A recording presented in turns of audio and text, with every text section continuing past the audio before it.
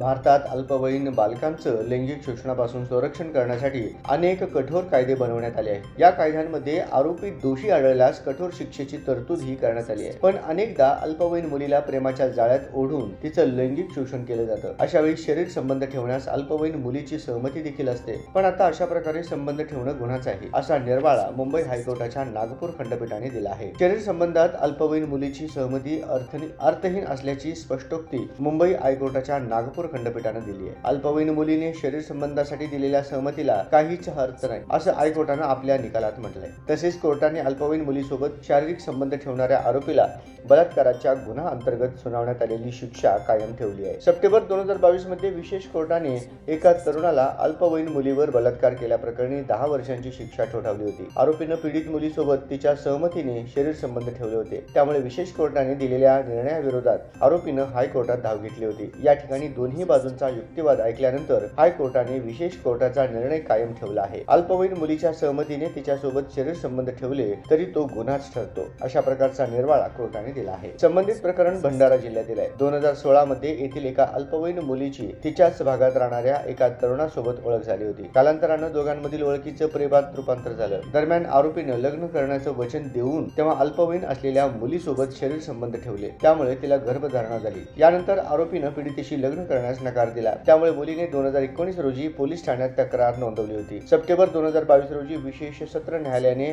आरोपीला या प्रकरणी 10 वर्षांची शिक्षा सुनावली होती। त्या निर्णयाविरोधात आरोपीनं उच्च न्यायालयात अपील दाखल केले होते, मात्र ते अपील हायकोर्टानं फेटाळलं। शरीर संबंधात अल्पवयीन मुलीची सहमती अर्थहीन असल्याचं कोर्टानं म्हटलंय।